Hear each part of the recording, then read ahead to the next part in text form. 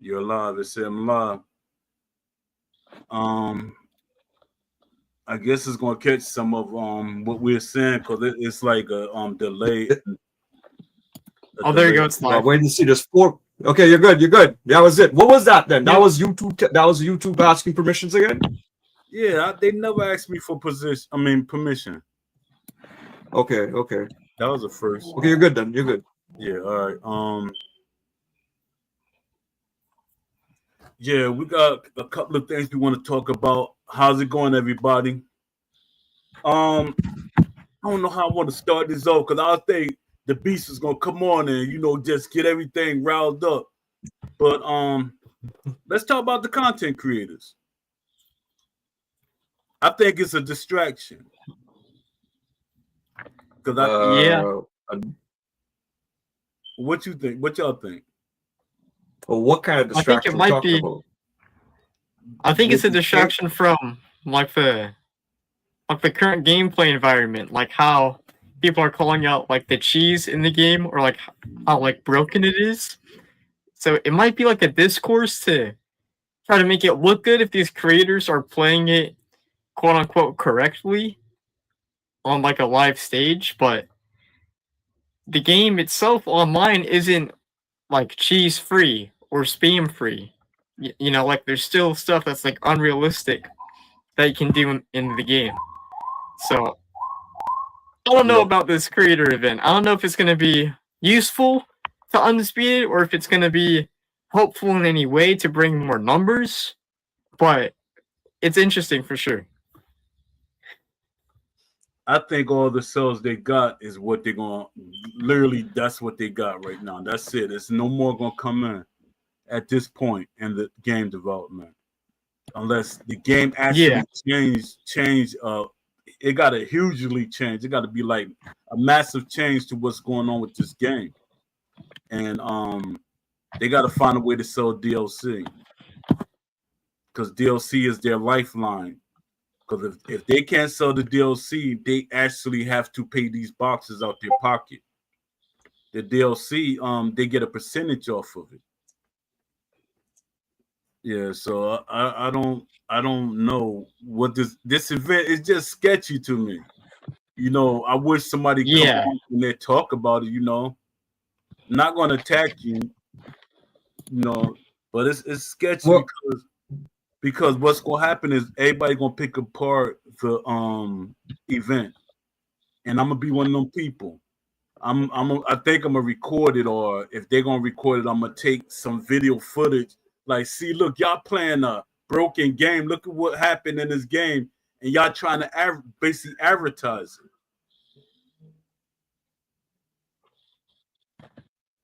well, definitely. I don't. Well, if there's no cash prize on the line, if there's no prize on the line, then I could see the people going to fight. They're gonna fight under league rules, then we'll say, or gentleman rules. You know what I mean? Why people join a league is because they don't want people using certain kind of cheese. You're trying to Yeah, protect your style and at the same time not get exposed, right? So I didn't see anything about cash rewards because I think the fact that they're going for free and they're gonna get to see the big fight, that's the reward already. But yeah, and I think they said a belt. They're getting a real WBC belt or something like that. yeah, some kind of I saw something about it. But but let me ask you this. This creator league, who owns the league? JMMA. I think JMMA. Okay, I'm not sure, but I know I'm in the group and JMMA is basically promoting it. right. From what I gather, he owns the league. And to me, it feels like it was a private league. Well, leagues are private, but I never got the impression that Creators League was open for all creators. Yeah, they said they was gonna open it up, but at that point they was saying it's like kind of private. Says it's gonna open it up, but I'm like, when they say open it up, what do you mean by that? Well, the thing is, when you look at the people in the league, right? Yeah, When you look at, okay, some of the players in the league, okay, there's Jay, there's Paroxys, there's Boxeye Views, there's iGame Views. From all those guys listed there, I would say Boxeye Views he's on the leaderboards. Like we're talking about top leaderboards, right? Yeah. How is it possible that so if he's on a leaderboard, how come these other guys, these other creators, where are they? I don't think does anyone know JMMA is a platinum?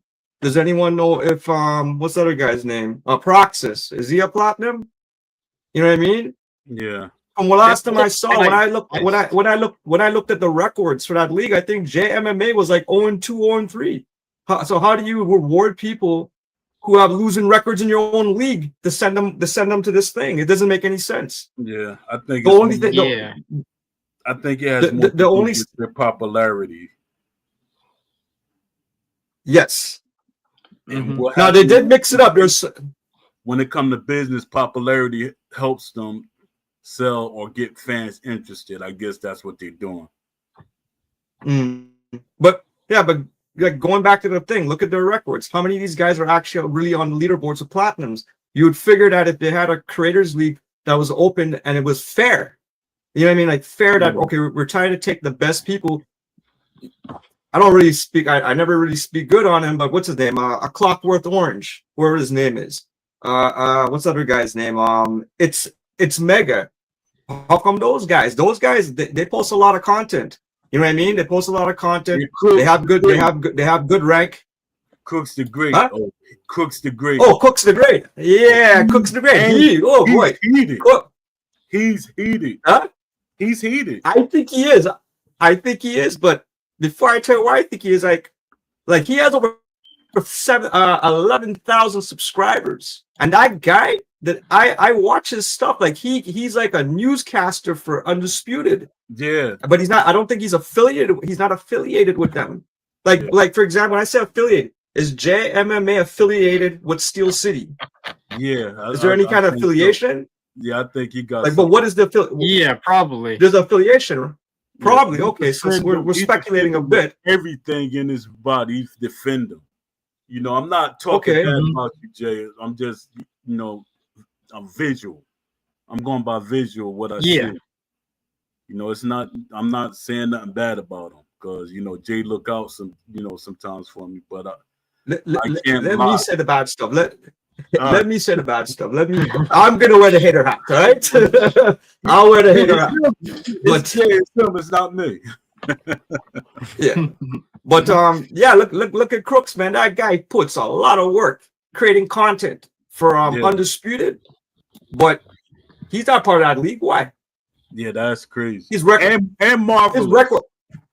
Marvelous. Oh yeah. He got that. The thing with Marvelous too is I found it strange that he wasn't part of that league because I remember about a month ago he was talking how he met up with the I guess the Undisputed people, whatever, right? He was going into some kind of agreement with them or something. So it's kind of strange that he wasn't part of that league. Yeah, Aram here. Hey, what's up, Aram?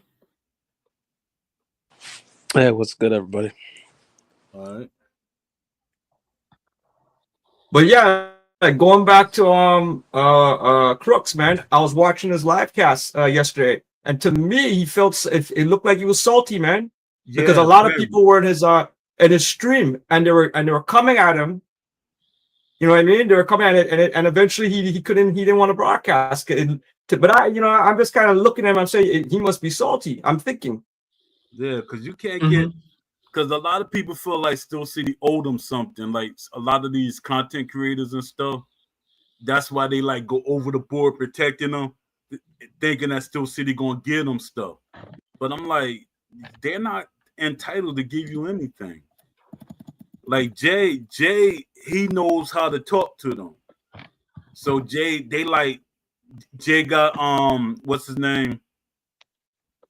Jay Shep to help him with this community. I mean, with this league thing. And yeah, I got issues with Jay Shep. What'd you say? I got issues with Jay Shep.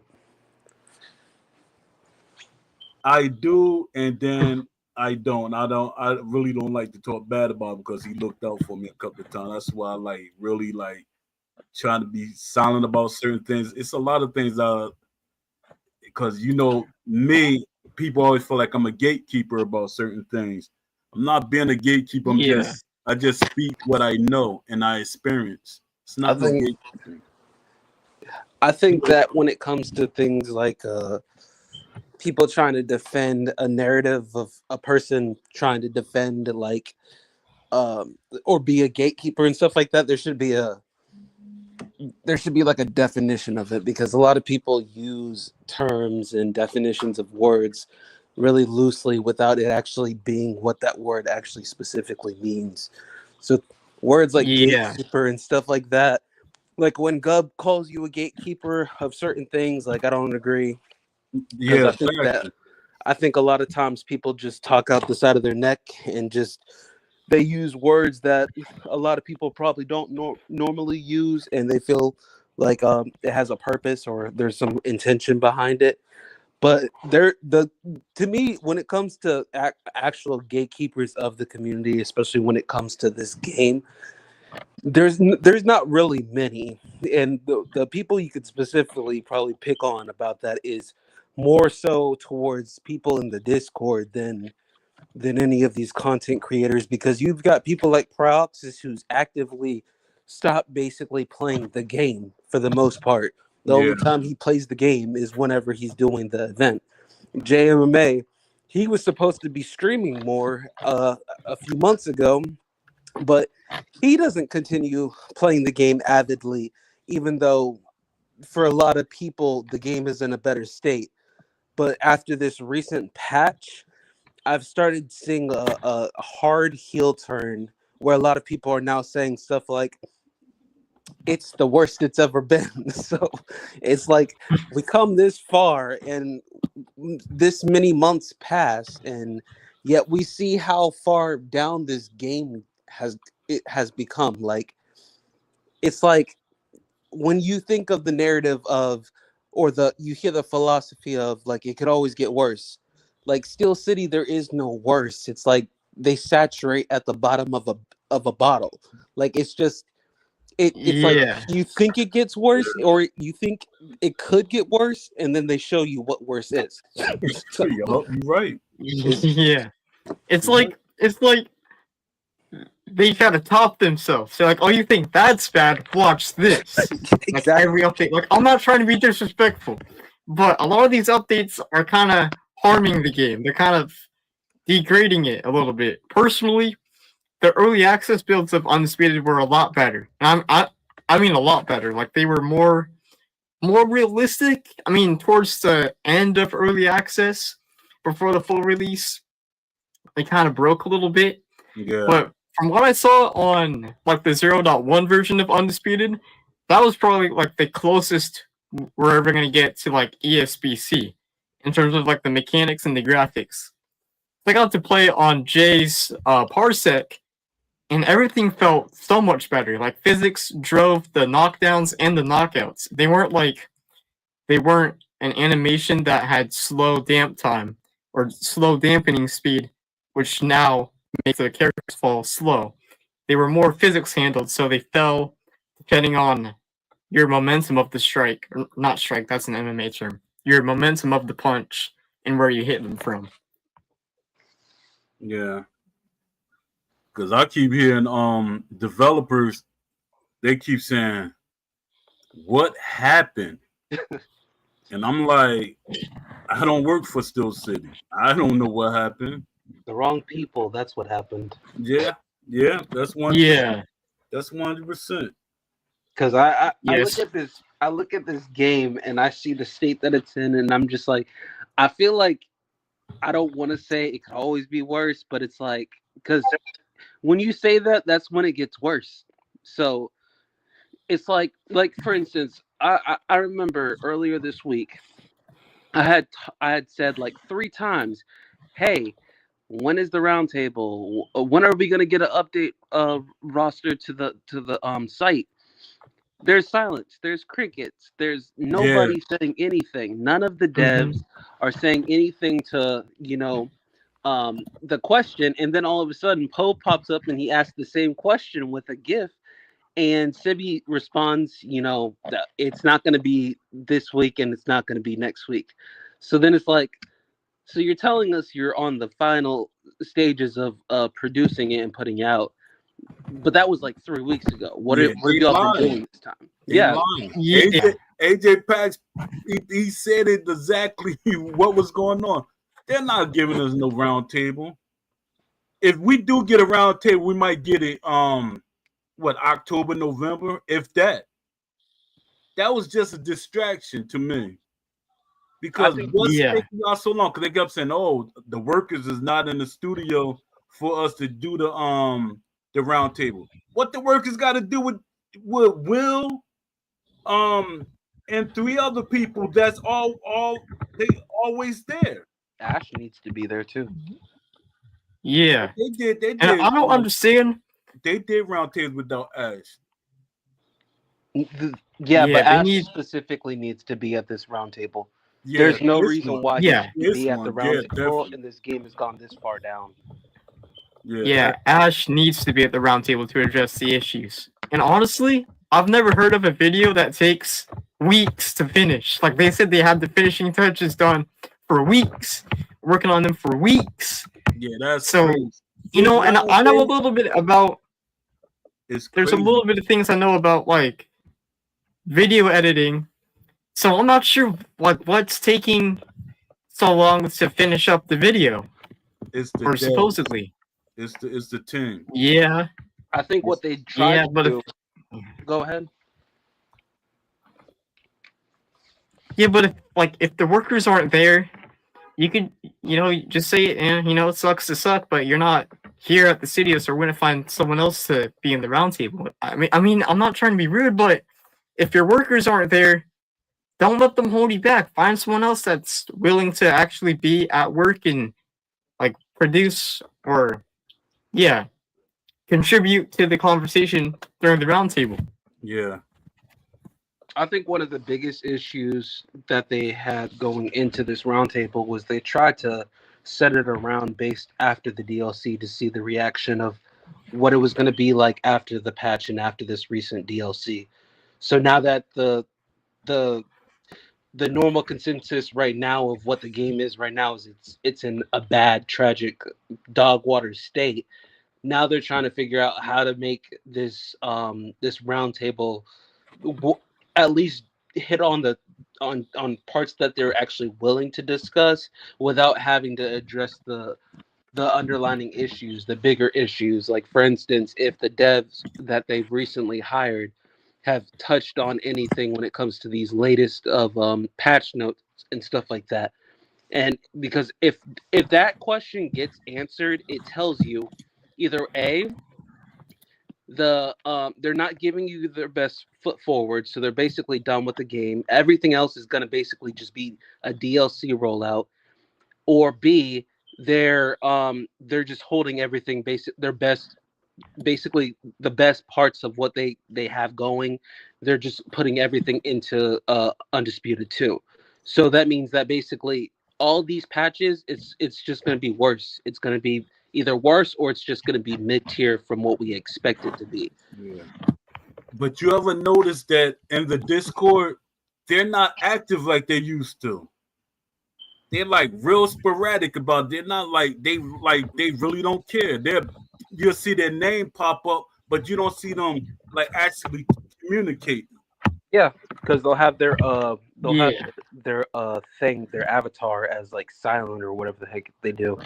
And because even Saf, I told her a while ago, you need to update the roster because now there's no validity to what you have up on the site. So the least you can do is give the community some transparency by putting actual accurate roster up on the site. But she's mad at me right now, so Yeah, I she can't don't say want you to question. Why is she mad at you? She don't want Why nobody is she to mad at question you? everything. Well, this is the second time she's been mad at me. So Yeah, she always mad at But me. so if they don't want us to question them, then how about they be more transparent with us? They like using the word, but they don't do it. So Yeah. one reason I could say why because they think they're not going to be communication is transparent enough, because and they not already transparency. got the job done. They already got the job done. They have removed a significant amount of people from the Discord that that go against their narrative. So right now, the people who are left in the Discord are essentially what they want, so they don't have to do nothing because they're all gatekeeping. A lot of the people in their Discord, they're gatekeeping all over YouTube, and they're in agreement with Steph. If Steph is the person you guys are, they're in agreement with her. They're in agreement with the devs, how they want to manage it. So there's no need anymore. There's going to be never that chaos you're going to see as much as before. As long as you keep on muting voices, there's no one to answer to. It's just a bunch. It's just a Discord with a bunch of gatekeepers. Yeah. And my thing. By the way, okay, go ahead. Go on. What is a gatekeeper? We were just saying that. No, because we were talking about, but no, we didn't define it. So, what is a gatekeeper? Gatekeeper is trying to keep you from something. And my thing, when they call me a gatekeeper, what am I trying to keep you from? And then what somebody like God would say, you keeping us from expressing how we feel. But I'm talking about a boxing game and my expertise at a boxing and certain things about boxing. I'm not gatekeeping. So then what is not gatekeeping? When people say that, they try to make you be quiet and make you feel bad about even saying anything. But that don't work with me. I'm not a child. So then what is not gatekeeping? What is not gatekeeping? Well, well, I'm hearing from you what is gatekeeping, but I'm not hearing what is not gatekeeping. Yeah, that's a trick question, but I don't like what I'm doing. I'm not gatekeeping. That's what I would look at it as. You're not like downing other people opinions and stuff. I don't down everybody's opinion, and I did say I don't down everybody. There's certain people they're not right. They incorrect with their information. And then a lot of people like saying, well, it's just a game. Yeah, it's a game trying to imitate boxing as realistic as possible. And I'm going. Do you think? All right, what you saying? Oh no, go. Yeah. My thing is, I know what Ash talked about, early on. So that's why I always keep repeating what he said. I know what he promised, but I also know what he said could happen if he get investors. And his thing was he was going to write out so that he want to be in full control of his game, no matter who's the investor or publisher. But it sound good, saying it. But I'm pretty sure when they start writing them contracts, they took more control of the game and a certain person on the team. Do you think that gatekeeping can happen on YouTube, for instance, in the chat channels? Yeah and no. It's like a tricky slope when you say that, though. Like if you were just in the chat, that I don't know. I really don't know. So here, this is what I'm leading to. So the other day, I was in Crooks the Great's YouTube, what do you call his live stream, and the moderator is out. So what I got banned for was stating my opinion on manual blocking in the context that what's his name? That Crooks the Great kept on. I want to say whine, but he kept on complaining about the spamming that was happening, and they're thinking about solution. And everything they're thinking about is, well, in order to solve it, it has to be balanced, and we have to balance this, we got to balance that, we got to balance this. But the thing is, when I brought the topic about manual blocking, the moderator, who's Aaron, he bans me. So this is what I'm saying. In my opinion, that would be an example of gatekeeping in order to keep a narrative. If anything, Aram, you're saying that you're in this communication with staff all the time. So to me, if you have that kind of relationship, I think it would bias your opinion in terms when you moderate on YouTube. Aram, you don't got nothing to defend your take on this? He blocked me, so I can't hear him. He blocked. What do you mean? No one can hear me? I can hear you. He said, No, I can hear you. I can hear you. Oh, he can't hear I me. can So hear all y'all, but I can't hear him, so I assume he blocked me. I don't know. Do you hear him? AJ Pack. I can hear him. Yeah, I can hear him. I can hear him. Well, I can't hear him at all. Huh. Well, that's fine. Hold on, let me try to come back in, and I'll log out, and then I'll come back in.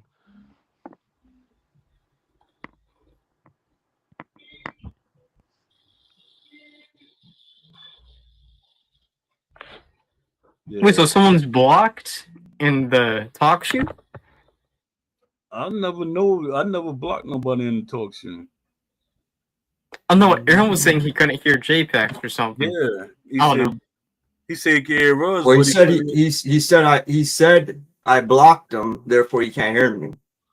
I don't know how he right away knew that I blocked him, or I attempted to block him. Wait, so who was the moderator in Crook's chat? Aaron. Aaron. Aaron? Like our Aaron or another guy named Aaron? The very one. Jones is Aaron, right? Aaron, Yeah. Aaron, it's aka Aaron Jones, aka Aaron in the broadcast right now. Oh, Yeah. huh. Yeah.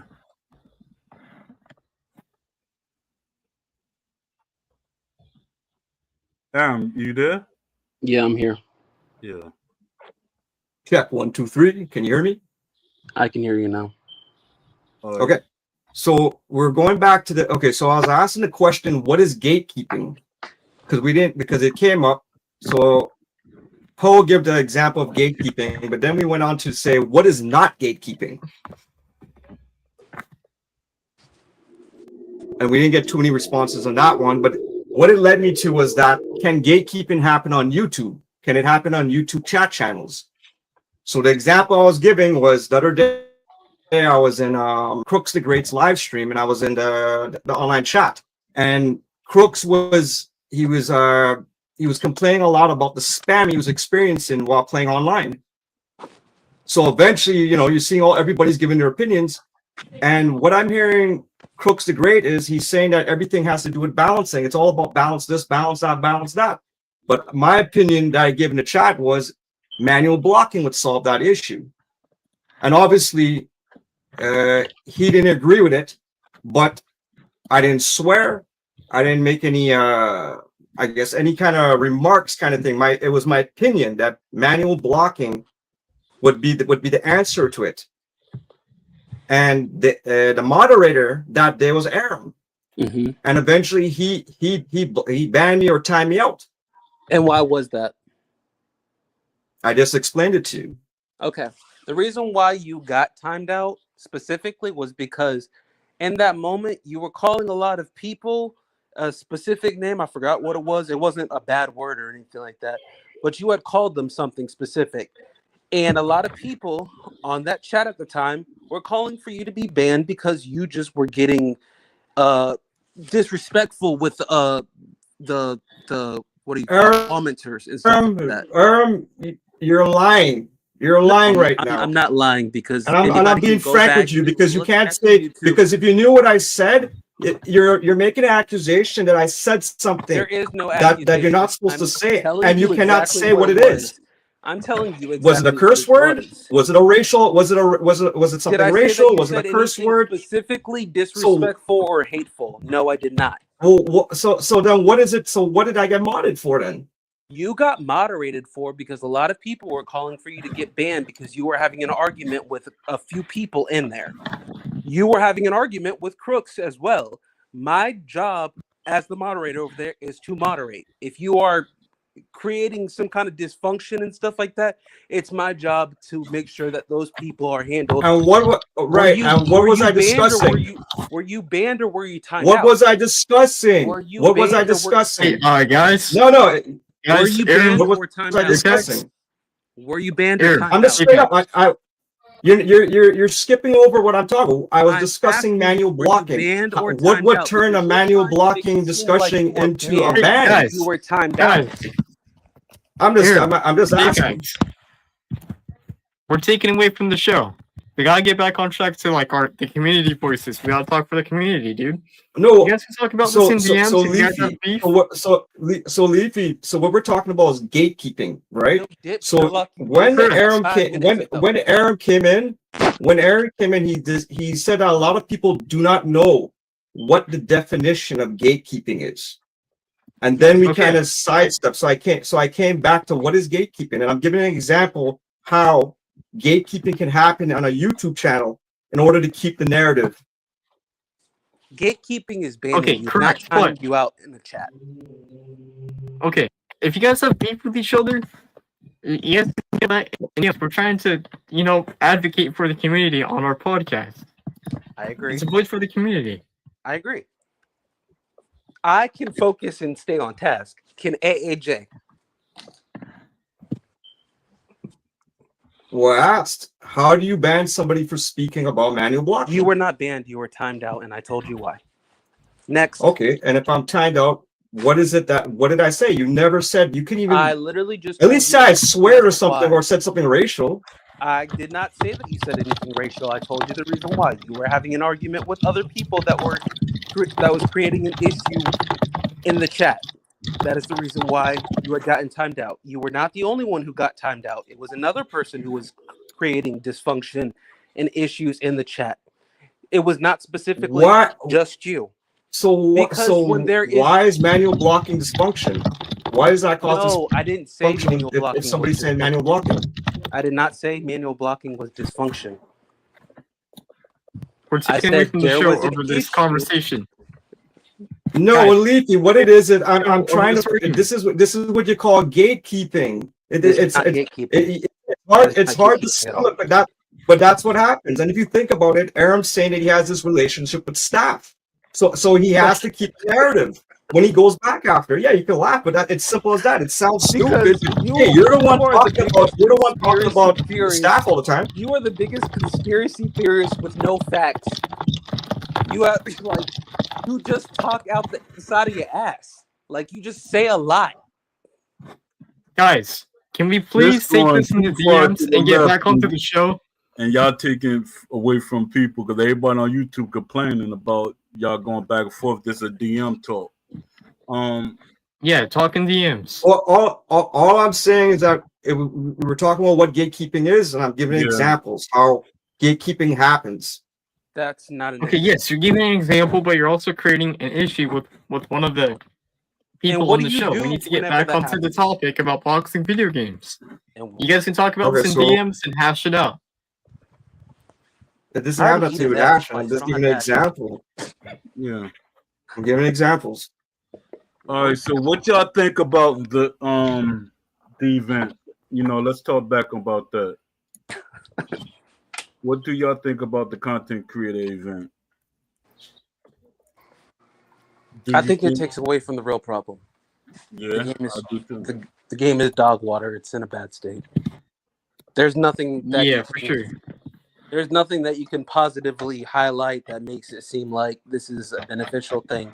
I get that they're trying to make it seem like there's something positive that's within the game, but personally, there's nothing beneficial about it because it takes away time that's needed for necessary things, like fixing the game. Yeah. And a lot of these content creators, they're not really actively playing the game. They're not playing the game a lot. So that right there is another problem within itself. Is they just picking the popular people. I'm shocked they didn't let Martial Mind go. No, because Martial Mind doesn't play the game at all, except for every time something is released, like DLC or something, he'll play it a little bit. And that's all. That's the only time he'll play it. Yeah. But I've been seeing the fall off, these content creators that's going, a lot of them, they're not really actually playing a lot. If at all. Like Jay, he started focusing on with his career of trying to learn how to fight. What's that?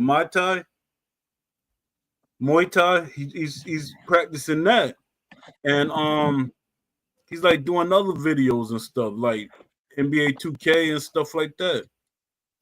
And I don't know how Jay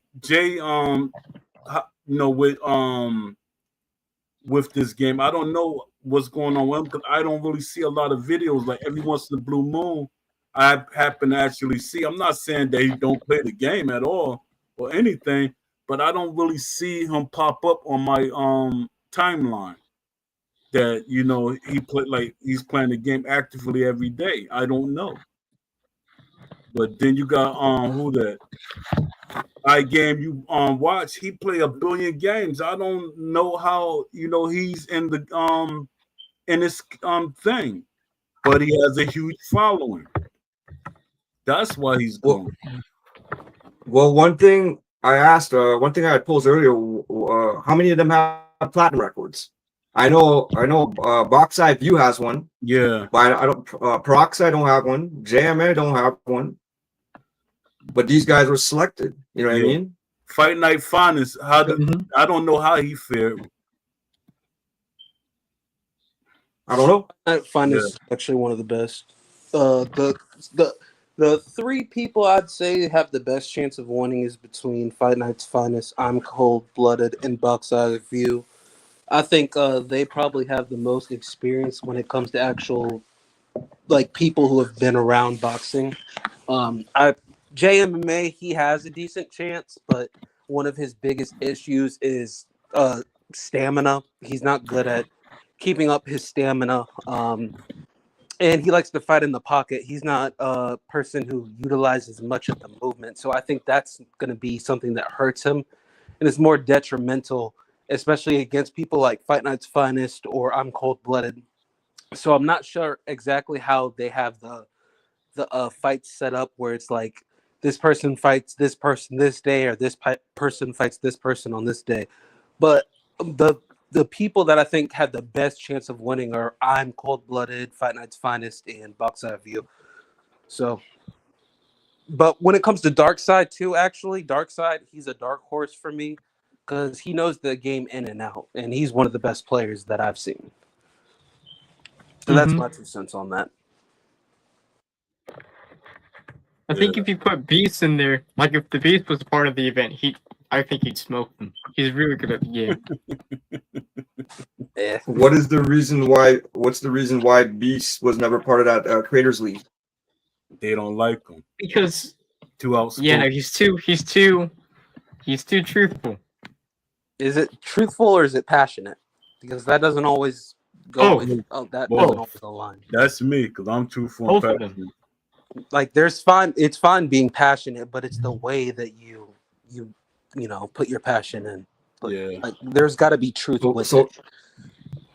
You're saying there's some untruth to that what he's saying? I asked a question. Move on. Well, yeah, we're talking about Beast. We're saying that he's passionate. We're saying that he's passionate, but then we're saying that he's not being truthful at the same time. I don't get it. That was a question. No. He's passionate and truthful. Yeah. Okay, so what's the reason he's not part of that league then? Because SCI doesn't like how truthful he is. He's too open about his thoughts.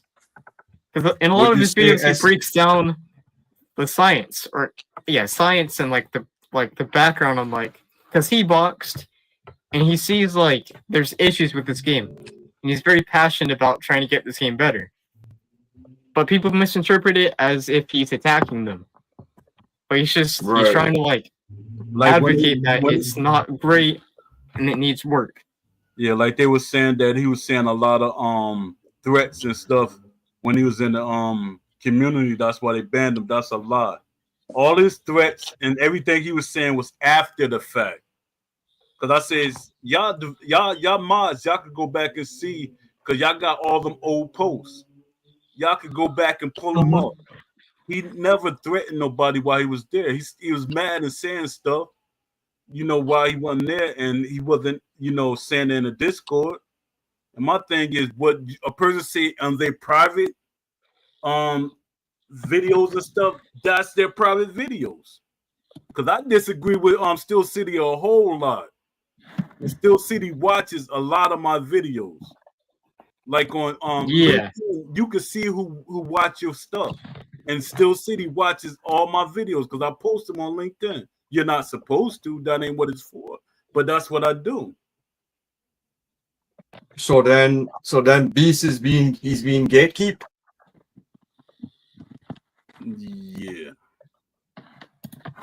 All Don't start back up. No. I'm just Yeah, please don't start back up, please. This is what I'm Please. talking about. Either stay Please. on. New topic. dude.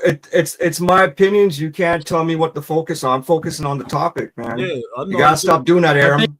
I'm not doing nothing. I'm telling you, you're not focused because you keep bringing up gatekeeping. All right, That's not I a think part of we this should- conversation. What's I think we the should next segue topic into. about? What do I y'all think we should think try to segue into. they what they're talking about? The graphics look better because they got boxes back in the studio. I think that's PR. I really think that's PR. The graphics look the same to me. Wait, who said, Oh, no. said the They still graphics look the look same. better? That's what Sibi and a lot of people were saying. The graphics look better. The only person that people really like because has MMA type movement, and that was a great marketing tool because you will catch the attention of MMA fighters. I mean, fans. Is the Drunken Master, Emmanuel Augustus, people like them, or Tio Fimo and stuff like that. But they're not liking the other boxers. That's the problem. The boxers got to be unique, and they keep saying it's time consuming. It's not time consuming at all. There's a bug with Teofimo Lopez too. In his southpaw, his animations are more unique than his actual orthodox stance. I don't know why they keep doing that every single time they release a DLC where their Because southpaw they don't has have more. boxers in the studio. They lying to us. And Sebi, I'm pretty sure Sebi trying to use him and Jay Shep as the boxers that's in the studio. Oh God. I'm like, yo. Because a person like me, this what I'm putting on my gatekeeping hat. You're not boxers. Your experience is very little, minimal. And you're not giving the right instructions. With me, at least I give, if they look at my wish list ideas and stuff like that, I document everything. I could sit there and tell you. Even with what's called, they're like, man, you should be a developer. When I was helping EA, they said you should be a developer. They said if you stay on, you could be, because Brizzle was telling me, Brian Hayes, he was telling me, all you're gonna do is elevate, keep elevating. But my thing was I was too stubborn. I couldn't accept mediocre. And I killed my chances with EA, which it didn't matter to me because I already knew their mindset. EA always felt that realism will not sell. Everything had to be a hybrid or it had to be arcade. That was their mindset. Mm-hmm. They'd rather not make a game if it's not going to be a hybrid or arcade. That's why it took them so long to make another basketball game. By the way, they've been doing that since at least 1991. Yep. I think somebody told me it's called DDA. Something called DDA, Dynamic. I forgot the exact acronym, but I remember that. I remember that in Madden Football 91, NHL 91. When you get to that third, the last minute of play in the last quarter, last period, anything could happen. Yeah. And this is that people of the sport kept complaining about. And they're saying, like, you got football players that plays the game, you got basketball players that play the game, but the thing about the football and basketball players, you got basketball players talking for their game, their sport. Boxers don't really talk for their sport. So a person like me and Beast, we're trying to talk up for the sports. And everybody else like, gun for us and stuff. It's just I'm a little more mild mannered than Beast. Beast, like he's like he don't care. He's gonna let you know, and he want his point to be heard.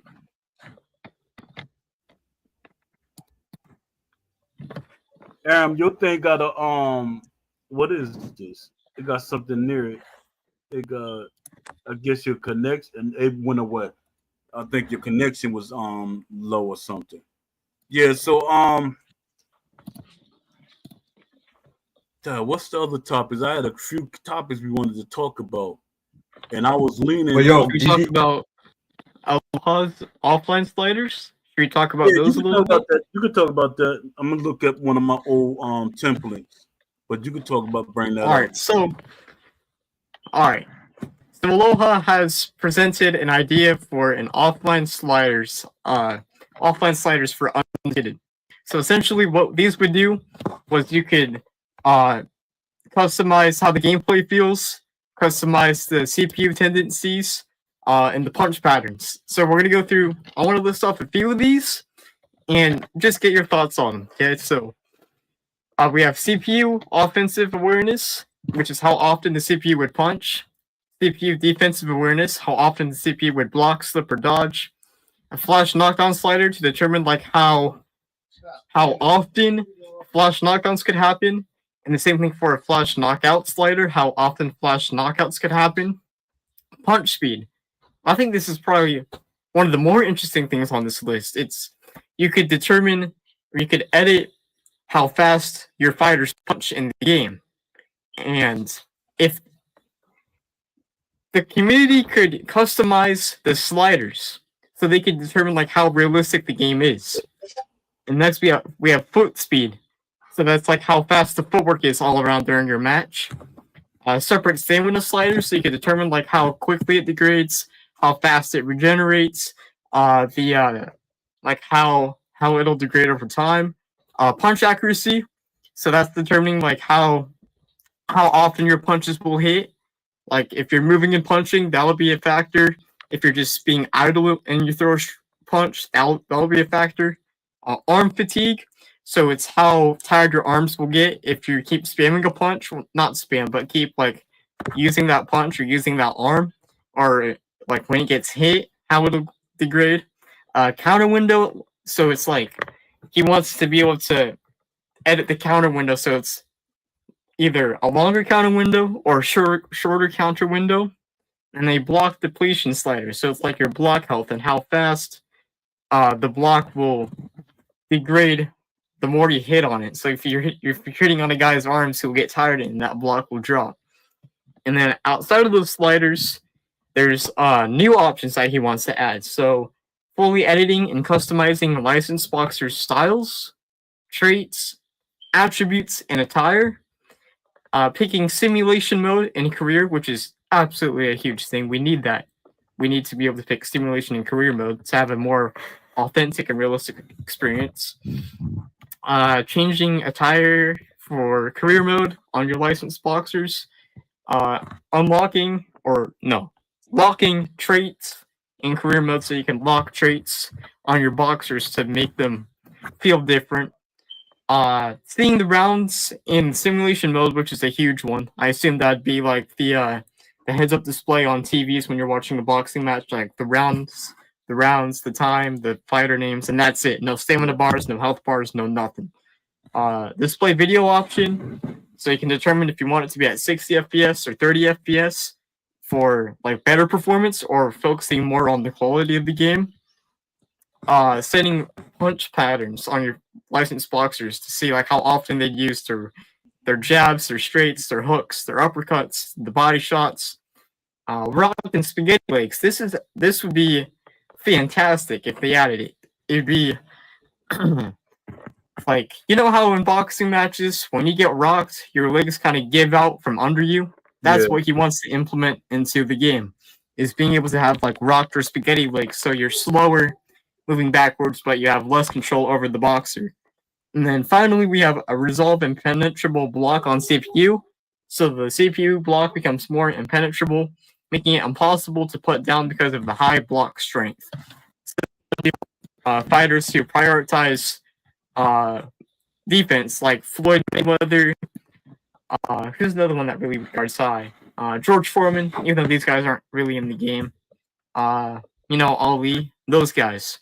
So I know I read off a lot of things and I didn't give time to like talk about them, but what do you guys think of those options? I'll send text in our chat so you guys can read over it and really pick it apart as well. But I think Aloha's ideas are really good for Undisputed. I know he was like an ex-EA guy. Like he advocated for Tommy Morrison, like for it to be better represented and other things like that. So what do you think of his ideas for the offline community? They sound good. Yeah, I think they'd be like huge Well, for the game. Based on those settings, which ones are currently missing? Like which All of those are from all those settings, which ones? All of them? Yeah. yeah, these are all things that aren't in the game currently, and that should be added to the game. These are the things that he wants to see. So not one of those items is like, when you build a boxer in the game and you have all the different attributes, and there's none of those are on the list there. These are like completely brand new. I think these are all completely new ideas for the offline mode to really change how it feels and personalize your experience. Okay, well, make it more sim or make it more. That's a big laundry list, man. That's a lot of stuff. Yeah, but that's a lot of stuff. But the only thing I could say is that we see that in EA games already. And 2K. I'm not saying it's a bad thing. It's a good thing. And 2K, right? It's a good thing. You know what I mean? If they were to give us that ability, because a lot of guys, what they do at the end of the day, they're always having conversations on the web, and everyone's trying to share how do you create like a sim universe then. Yeah. So that would allow us to get to that point. Yeah, because there's a lot of communities on NBA 2K and NBA Live who post simulation sliders. Like when I was playing NBA Live 19, there was a lot of simulation sliders to like pick and choose from. So if we had that in Undisputed, like that level of customization we see in basketball games, in this game, it would be MLB we can make the game. MLB The Show even got customization tendencies and stuff, and that's like, yeah, baseball game. Yeah, it's awesome what they have, but we need that in Undisputed. So I appreciate that list being made by a great list. Yo, but I see Aloha. He mentioned something about the option to edit the licensed boxer styles. Aloha, when you say, are you thinking like is it kind of like what do you call it in the WWE games? WWF, WWE, how you could they give you like a boost or whatever, and then you could actually start to make modifications to the license. I think that to me that's a great idea. But a lot of boxers sign contracts that you can't alter them. I know that too. Mm-hmm. They make you. I mean, when they sign, they get their lawyer to put in that the players can't change certain things. Why do you think they want that? Because they don't want to look vulnerable in certain things. Like somebody that don't like a certain boxers, they bring his chin down, bring certain things, make him slower and stuff like that. That's a lot of reasons why. I'm not guessing. I taught the boxers. I literally taught when I was with Round for Round. I learned more from them than I did EA, helping EA. And they were like, well, I don't want this and I don't want that. Someone wanted to be superhuman, and that wasn't going to happen. Mike Tyson for Fight Night Champions and Fight Night Round 4. I think he was involved in that. With that kind of making sure that certain things can't be touched with his character, otherwise people will start making. This is before AI, you know what I mean? Yeah. Now you have AI is full blown now, but the whole idea is that if you were able to make those edits, you could kind of make them look bad. Yeah. But I remember something about Mike Tyson. He was something about it back for Fight Night Champion days. What? Real quick, to touch on what Leafy had just said, um, I think that the devs have to actually look at this game as more of a sports than a fighting game, because Exactly.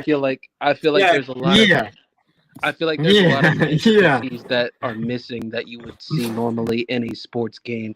And for this game as a whole, it doesn't feel like it actually captures the sport of boxing. It just kind of like it has like certain elements of boxing, and then the rest of it is just kind of like they just freeballed it. I'm So I glad feel like somebody else said it. I'm glad you said that.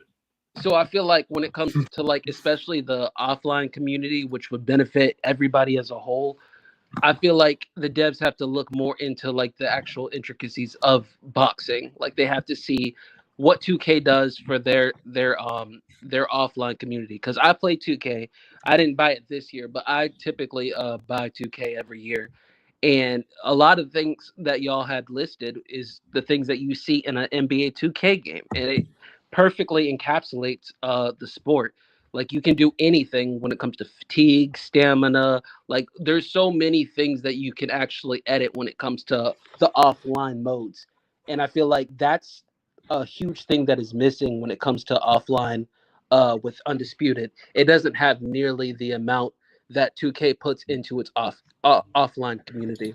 And like there's this guy that I know, his name is Mike Shady Gaming, and he does like sliders and edits and stuff like that to basically make it like the perfect or the most accurate representation of simulation and basketball.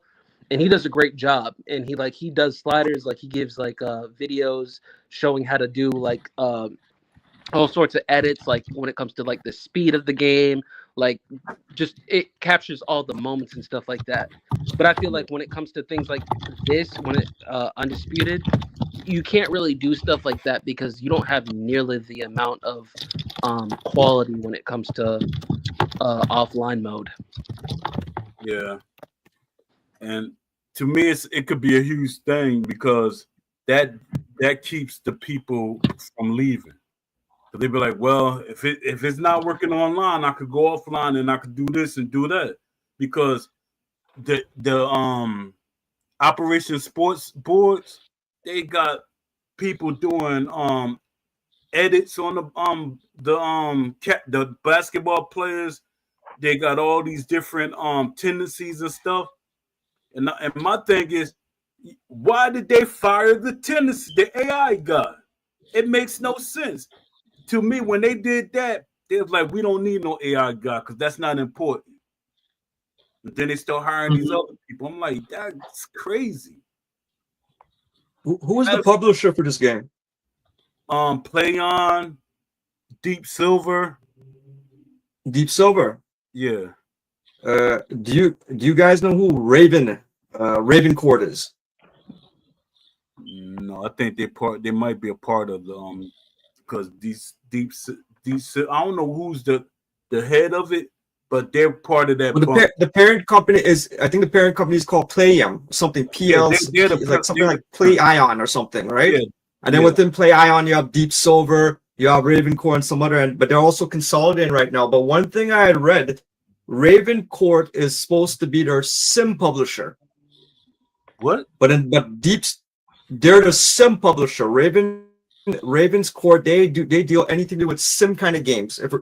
Deep Silver, we see what they're producing, right? Yeah. So I'm wondering if this game went on the lap of Raven's Court, which has that wants to push out sim kind of gaming, maybe we would have got that. Yeah, but I don't think they'd like play on basically like, I guess they pushing something different with this game. Because a lot of these companies got the mindset, which I keep saying 20, 30 years ago. Arcade is not selling for a sports game. People are way past that because they can't sell a Mike Tyson Punch Out. If they have to make a Mike Tyson Punch Out, it will not do that well. It will not do that well. Only the people for like nostalgia, they'll buy it. But other than that, it's not going to sell that well. Baseball games, they don't like, if they arcade, they're not going to sell that well. Because I think EA, was it EA or 2K, they bought this baseball game. Actually like it, and I don't like arcade games.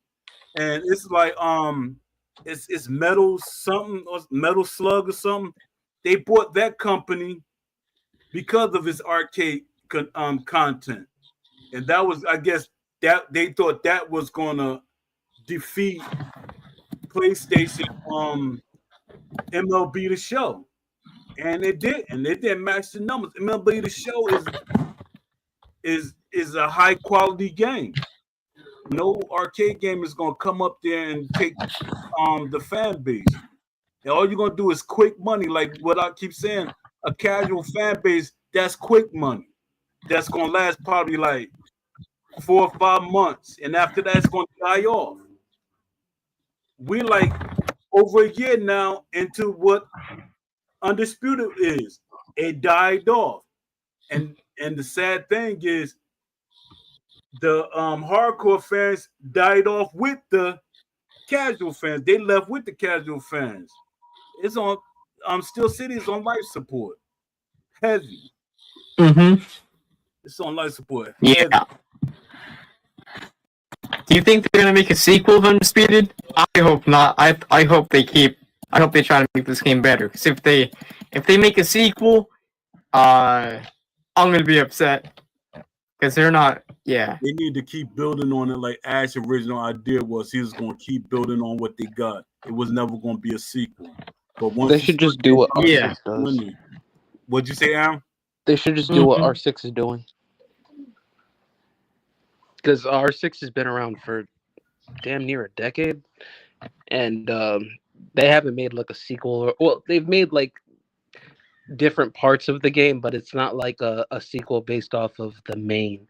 But it's like an online game. It's supposed to be like the most simulated shooter, essentially. But they haven't made like sequels of the game or anything like that. Like they've kept it where updates are specifically on that main. Like it's not it's like Undisputed should do that. Undisputed should have it where it's like they just keep building off of it. Updates get ported to that main game and stuff like that, rather than just it being like, oh, we're gonna make Undisputed 2. They don't have any means to make an Undisputed 2 right now. With the game and the state it's in, they might as well just go the R6 route, because R6 had a decent problem, actually. And I think they're a Ubisoft or something like that. But R6 had a decent problem, and they recently resolved it with Rainbow Six Siege X or something like that they call it. Yeah. And basically the desync right now is like non-existent. Supposedly, I haven't played it in a while, but that's what they're saying, at least. Yeah, that Warframe is like that. I think Warframe been out like almost 20 years, and they keep updating it. That's the route I was talking about, and you don't even recognize the game now. If you've been planning for like when it first came out, can't even recognize it. Is Warframe using peer-to-peer, or is it using dedicated servers? Peer-to-peer. And I don't. From what I read, I never really seen there's. What'd you say? From what that's what I said. From what I read, they're saying it hardly has. They said it doesn't have any desync, or it's almost lag free. How is that possible? Yeah. Is it because of the kind of gaming of Warframe versus like a boxing game? But I would say it's more movement than a boxing game, because sometimes you have like 10 people on the screen at once, and you fighting monsters and stuff. And then you got ships you playing as you fighting other ships. So I would think in that, like, especially with the ships out in space and you fighting these different ships, that will cause heavy desync. So I think it has more to do with Steel City as a team than anything. I'm gonna keep saying. Well, what does Warframe run on? I forgot, and I was trying to hold that information too. I think it's a custom engine, the Evolution engine. Wait, hang on. I searched Warframe's engine. Hang on. I'm trying to find a definitive answer. Yeah, because it looks like it's the Evolution engine. yeah, because a lot of Yeah, companies, Warframe has its own engine called Evolution. yeah. And my thing is, people's Which like,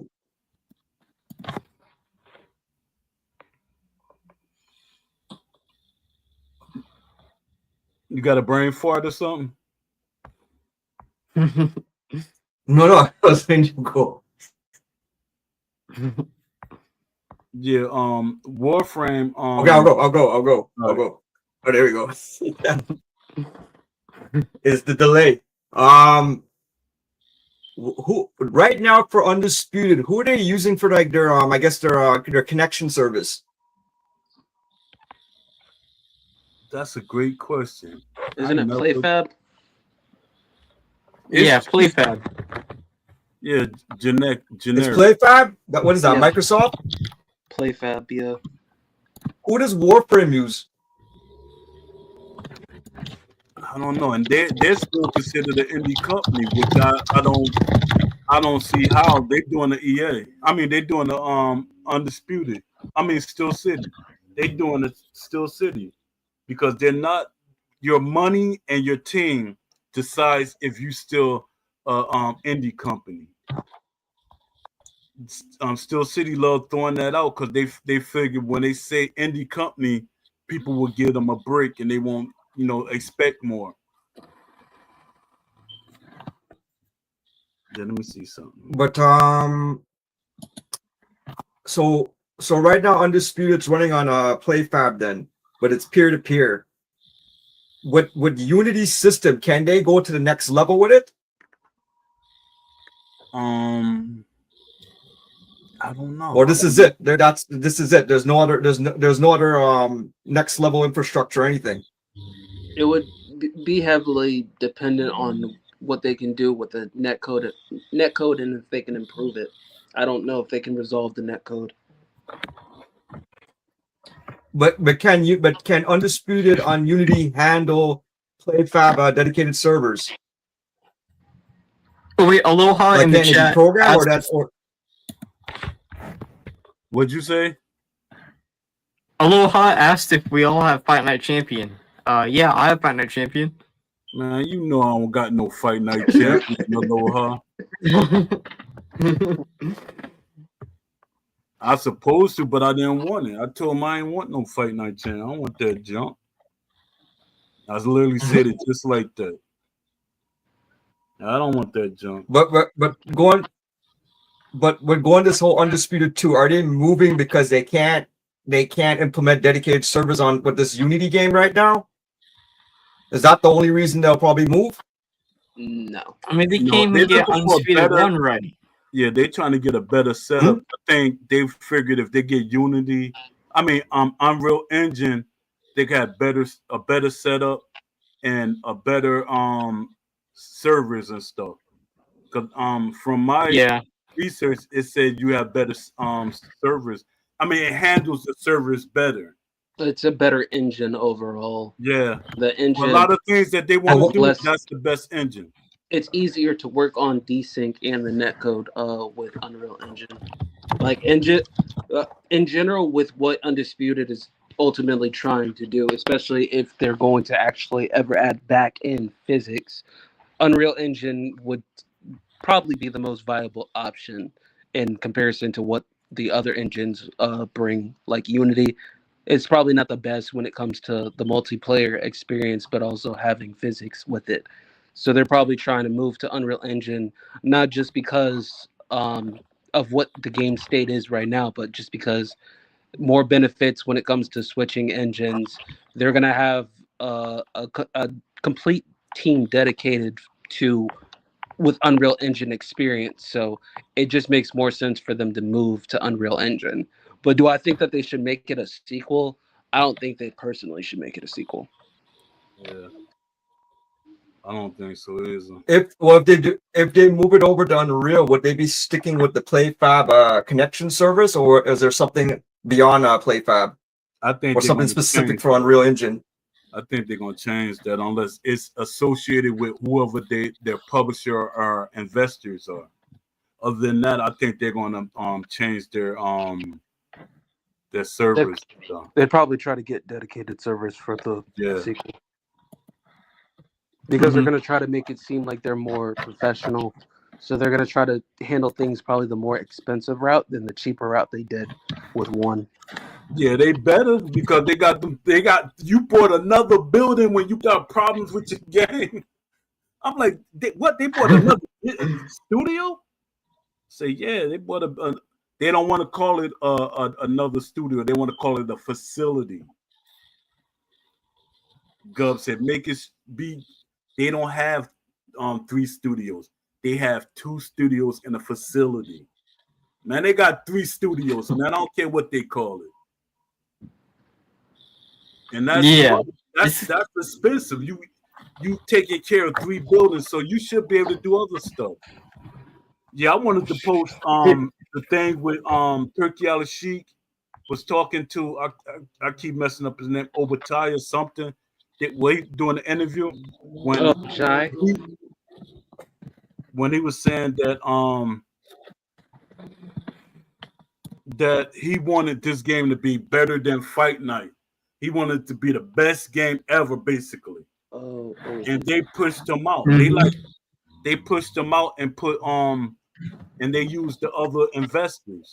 My thing is, if Turkey Al Sheik is more of a boxing head than the 3 investors you got, it makes no sense.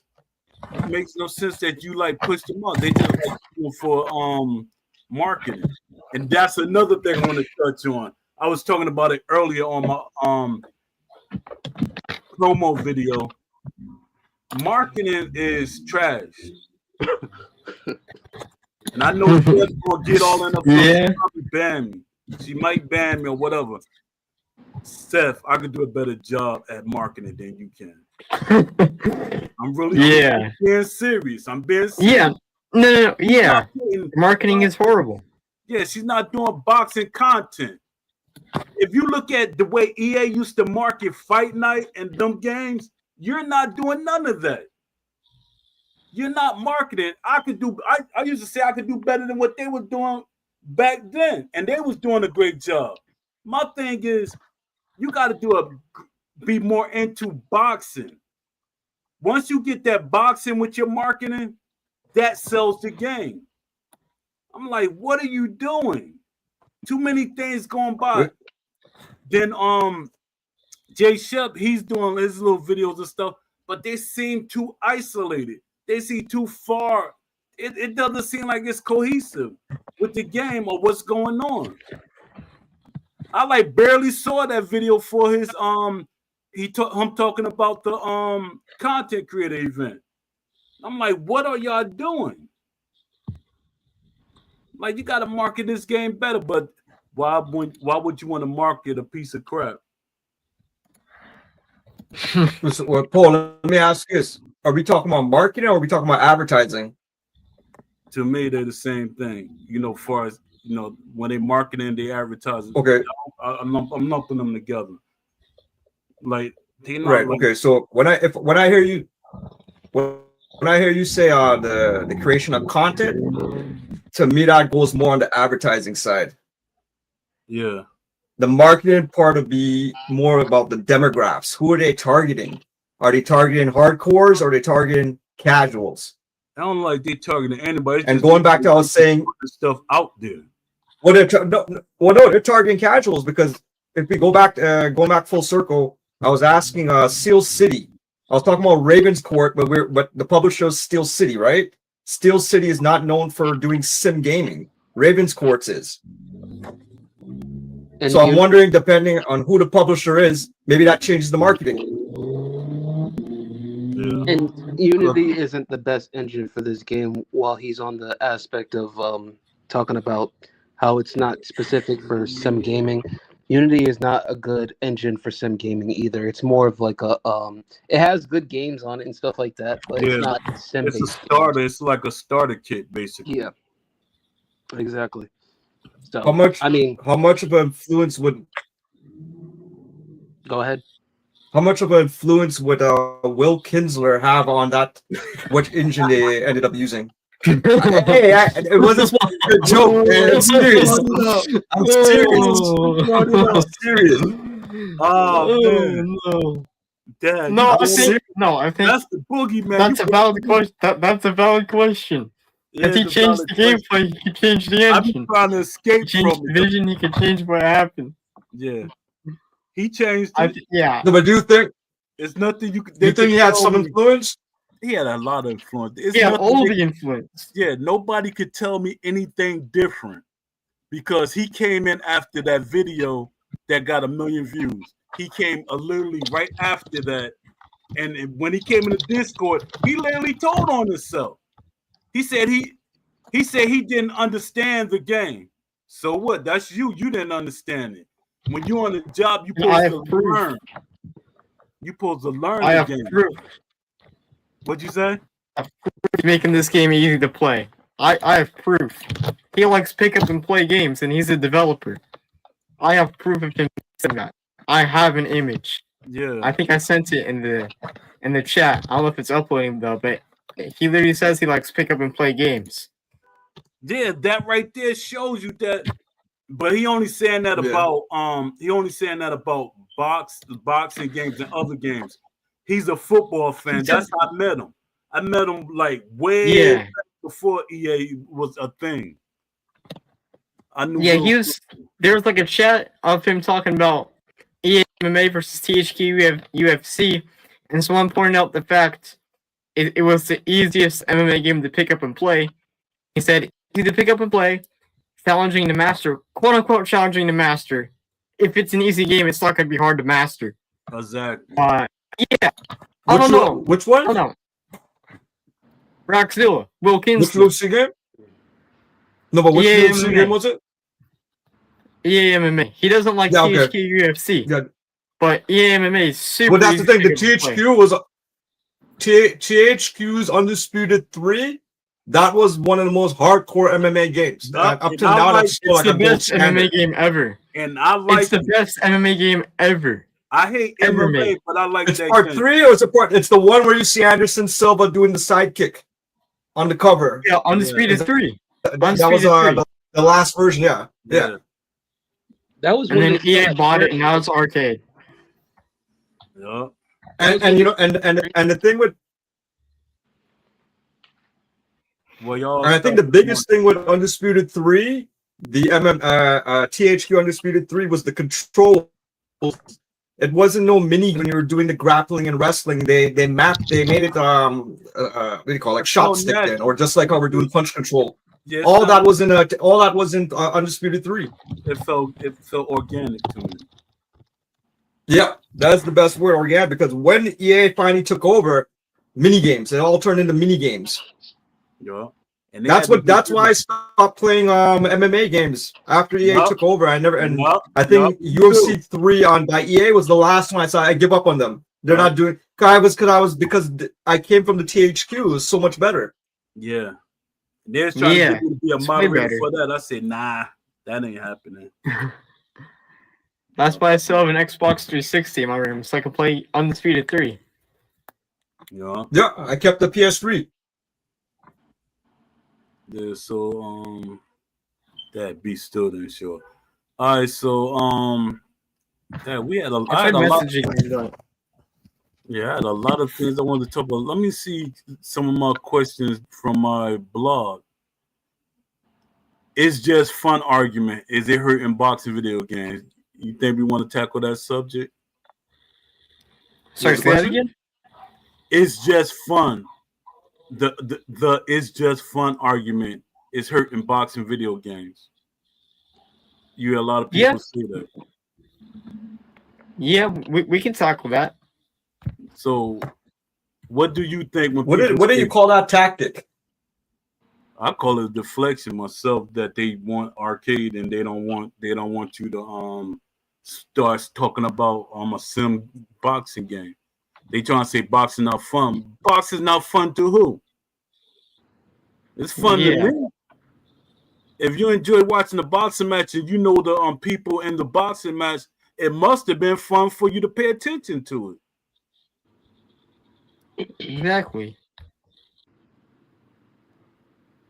Like it said, well, let me see. I'm gonna read some of my stuff. Real boxing is already fun. When people argue that a boxing video game doesn't need realism because it's just supposed to be fun, they miss the point. Real boxing is fun. Watching a high-level match is thrilling. Experiencing the ebb and flow of a real bout, fatigue setting in, adjustments between rounds, momentum swings is what makes the sport exciting.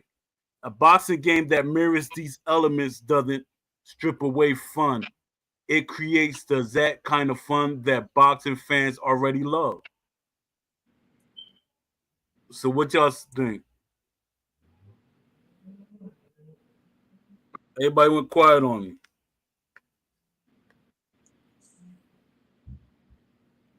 All right, let me see. Here, I'll start.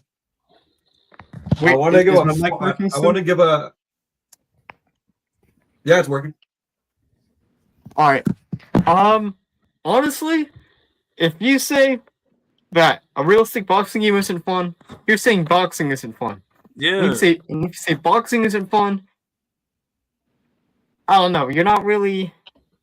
I don't know. Maybe boxing isn't your thing. If you yeah, say like, that's it. wouldn't it be fun to actually try to box? So, and people say like, oh, it's just a video game. Well, okay, video games are supposed to be arcade then? Are they supposed to be like fake and feel not like real life? Because there's a lot of games now that are trying to be like real life, like GTA 6. And there's a bunch of simulation sports games. So why stop at basketball, football, or tennis? We could bring that to boxing. So we should be actually wanting something that's like a 2K boxing game, but actually made by 2K and not rushed out the door. Especially as an option. They don't even want options for this game. I'm like, what's going on?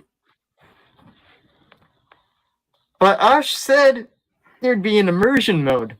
On one of the roundtables, said there'd be like an immersive mode that actually put you like make it feel like you're inside the ring without actually getting punched in the face. Oh yeah, That's over the shoulder. Closest we'll get. Yeah, Ash was saying a lot of things, but then it seemed like everything like changed, like cause and I got it on video. He was saying that he wanted the game to be hyper realistic. When they say hyper realistic, he wanted to be realistic. Yeah. He ain't had to put the hyper in there, but he said hyper realistic. Yeah, hyper is like it's over the top realistic. Like every single detail is realistic. Yeah.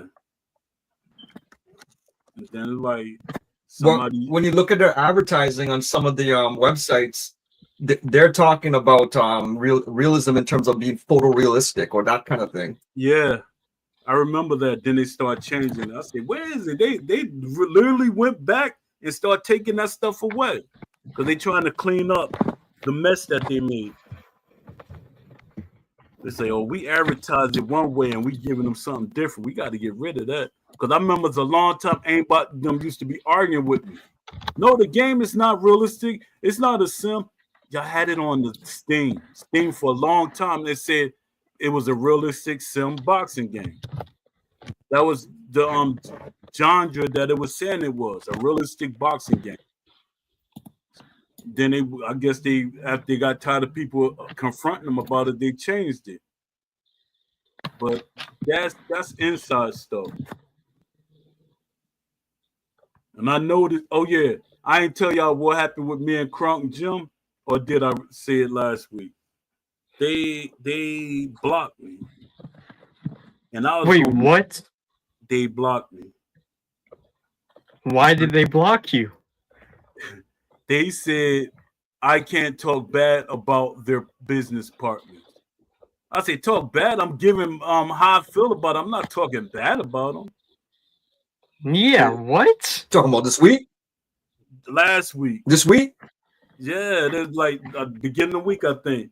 First week was cool. I'm the one that got him and Crunk Jim and Still City together. That was my doing. And he was like gonna give me but what was it that bothered them? it was a post that the Beast made, and Beast commented on me getting Crunk Jim in it.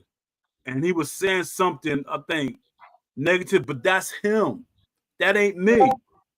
And I was trying to show him that because he was like, he didn't remember us talking. And I said, we talked plenty of times in the past. And so I showed him that example of us talking, which I should have thought about it more, better than that. And it's, Beast is talking his junk about Still City. And he said, well, you can't talk. I said, oh, I apologize. And I get going, everybody. What happened? Y'all there? Huh? I heard Yeah, we're still Yeah, I'm here. here. like somebody was like a recording was like looping over me. Yeah, I'm but, still here. Aloha is looking for the conference link. Yeah, I sent him it on the chat. I get to him on Oh, Discord okay. if he needs it. yeah, arcade fighting versus boxing. But All right, what you gonna say? But it was basically it was just the mention of how the connection happened that's causing the dispute. No, I think it's just what Beast was saying because he's like, you can't talk about my business partners like that. And I'm like, wow. Okay. And then like somebody saying we was going to destroy them or something like that. It's opinion. People have their opinions. And you should be talking to your business partners to make sure that they have a game that's gonna keep your business going on. That's crazy. People forget real quick. Set them up for something, and then they like push you out because he was like, "I'm gonna give you some Crunk gear," and I said, "No, don't give me nothing. I'll pay for it." And he said, "No, we're gonna give it to you." Now all that went out the window. Oh well, I still buy some, but oh well. Yo, the only thing I noticed with this whole Crunk thing was a lot of gamers, they were, because of the Crunk gym, they automatically assume that we're gonna get like Lennox Lewis, we're gonna get all the Crunk fighters from that pass through that gym kind of thing, right? Yeah. Tommy Hearns. Yeah, I think Tommy Hearns, Adonis Stevenson, like. Yeah. But the thing is, they don't own the boxers. That's just isn't that just the gym? They train at the gym, but it doesn't mean that Crunk's gym is their manager. Yeah. The only thing that's good about it that Crunk Gym could speak on Still City behalf about getting these boxers. That's the thing about it. And my thing, I was telling them, I said, when y'all start talking to these boxers, make sure y'all get Gerald McClellan in there. And people they went crazy in the Discord. Gub mostly. No, why you want him why you want him in the game? He's a dog murderer. Man, come on, man. There's people in there that's rapists in the game, so-called rapists or rapists in the game. You got people in there that's abusive to their wives and stuff. They're in the game. You didn't make an outrage about that, but you're gonna pick on somebody that killed the dog. That was a dog fighter. It's a lot. I know for a fact that there was plenty of boxers that was dog fighters, but I'm not gonna bring that to attention. There's plenty. That's what ruined Vic's. That's what ruined Michael Vick's career. Yeah, that was athletes were doing that. A lot of athletes from different sports was dog fighting. But people, they like real selective of who they don't want. And my thing is, he paid his price. The man can't feed himself or anything. He paid the price for what he did, if that's what you want to say. But let him be in the game and let his sister help his sister supporting a person with a life that's trying to live. I'm like, yo, y'all crazy. This is one person was saying, what Ryan Garcia said wasn't as deep as what he did. Man, if you don't go somewhere with that nonsense, all right, arcade fighting game plus boxing. Arcade fighting games like Street Fighter or Mortal Kombat have their place. They're built around combos, fantasy logic, and steep learning curves. Exactly what I keep saying. But trying to shove boxing into the same mold is like asking chess to become checkers. That's something me and Ash talked about. We both talked about that. Ash said he wanted ESBC at the time to be chess, not checkers. He said it out his mouth. But I hate bringing up this name because it's like Candyman. Will Kinsler mindset was he wanted checkers. Checkers was more accessible. It was not strategic, even though it can be strategic, but it's not as strategic as chess. And that's the crazy part. And my thing is when I talk to Ash, I keep saying it. When I talked to Ash was like he ain't want nobody to change his vision. He even talked about it early in the early round table or early interview. He said when the team heard what he was wanted in the game, they were saying that he was crazy. That was too over ambitious. And my mindset would have been like, and y'all got to make it. That's what I want. But somebody out talked him about it. And my thing was, I set myself up for failure by even mentioning Will to Ash. I was like, Ash, as a guy from EA, you could probably get him on board. And I basically told Will the same thing, and they start talking. And he got hired. And he made sure they pushed me out. We don't need Poe. He too opinionated. He was opinionated with Fight Night. Ash was opinionated about Fight Night. When me and Ash was talking, we were basically bashing Fight Night champion. Most of them said this game gonna be better than them games. Mm-hmm. And look what happened. Yeah. It kind of sucks that SCI pushed you out because you're actually a good resource for these developers to help how the game should work and how it should be. Yeah, they just didn't like my. I don't think it's so much the team itself. I'm thinking one person on the team influenced the whole team.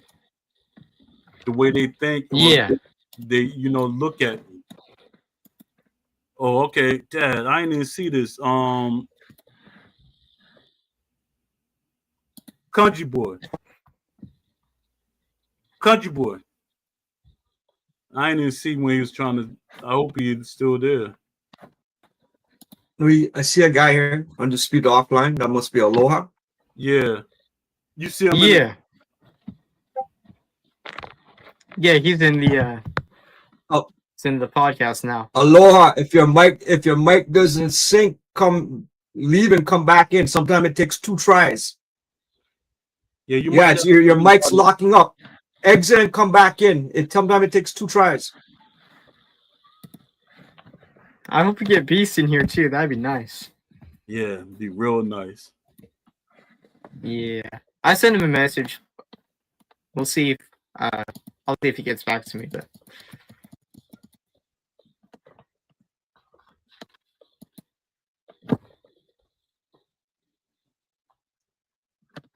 what happened? Well, yeah.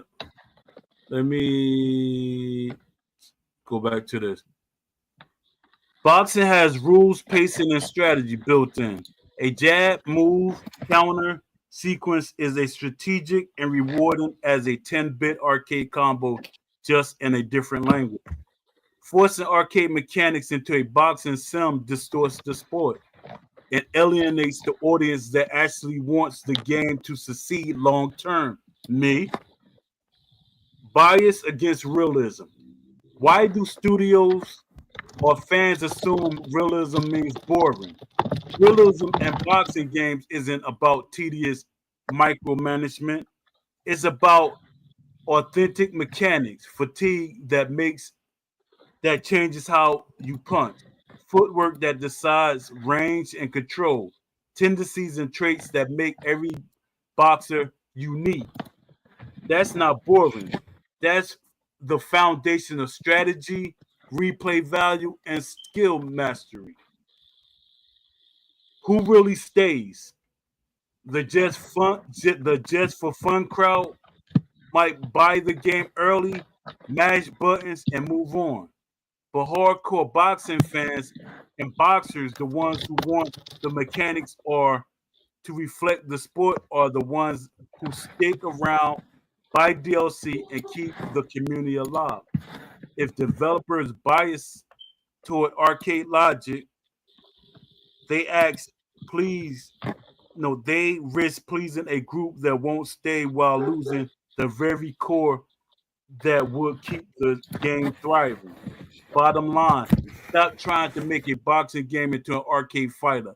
Let boxing be boxing. The, the sport itself is fun. And a game that respects that truth will outlast any quick, just fun gimmick. Let me see. What happened to Let me ask you this. He's not Aloha coming. said on He the said he edge. thought it was a chat room. He was looking for a chat room. He doesn't have a setup yet. Mic or But he doesn't have could a have chatted in here. Oh He my- just had to have the mic and stuff. He could have chatted. no. He said he doesn't have he needs to get a camera and a mic. I don't know. Yeah.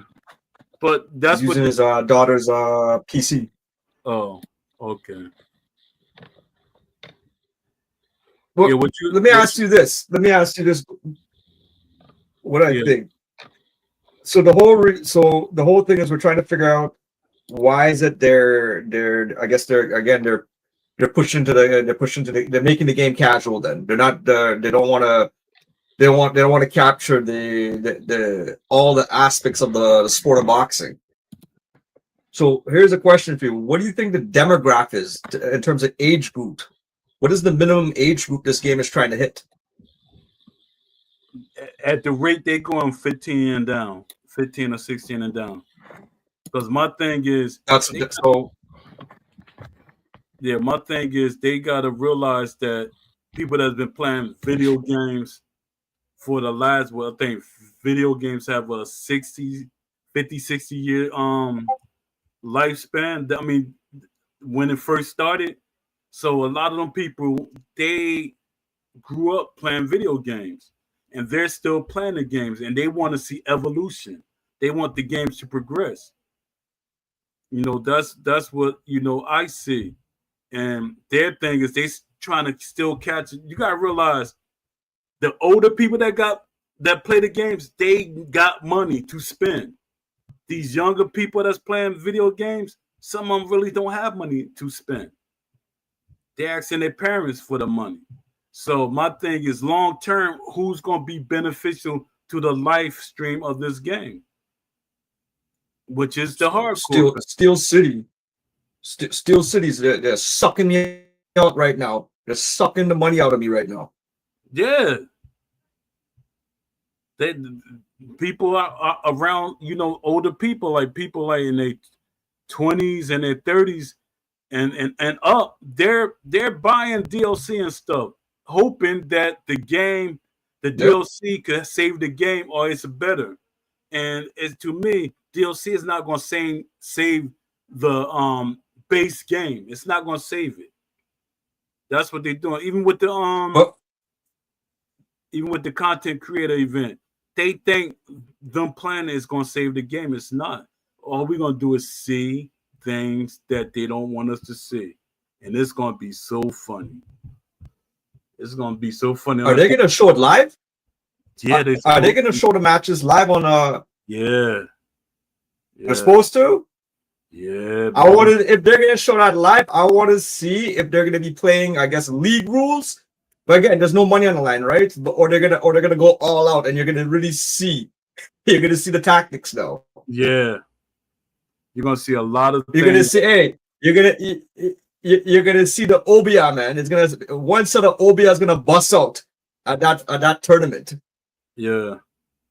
Yeah, you're gonna see a lot of things that people try to defend and protect, and people gonna be like, "Look how this Joker won. He had all this to say." It's gonna be crazy. One thing I know for sure, no one's gonna play tag. No one's gonna be. It'll be too disrespectful. They went to a tournament and played tag. That'll never happen at that tournament. No way. No one's gonna come with that. What, the Tom and Jerry running around the ring stuff? Yeah, well, that's what's going on rank, right? It's a lot of tag going on right now. Yeah, I don't think nobody is gonna. It'll be too shameful to do that on a public stage. I think they're gonna do it. I think somebody's gonna do it because No, man, it'll be too They trying to win at all costs. Too shameful, man. It would be too shameful, man. It would hurt the reputation of the game as well if they were to do that. A lot of guys just going. I think they really don't care because that to them they're like, I'm winning at all costs. They really don't care because for one, they're not. A lot of them not like really real like boxing fans. I know. Game you watch. He's not really a boxing fan. He don't know half of the boxers that's in the game, and it's a couple of them. They're not really huge boxing fans. They just gamers. Yeah, Proxys, he's a boxing fan, but he's not a boxing fan. Yeah, he's a casual boxing fan. Yeah, because he's already admits that too. Yeah, but that's the only thing about Proxys. He keep it real about certain things. So he can like kind of be a voice for some people like us. He can, but I don't know how people act once they're around Ash and all these other boxers and stuff.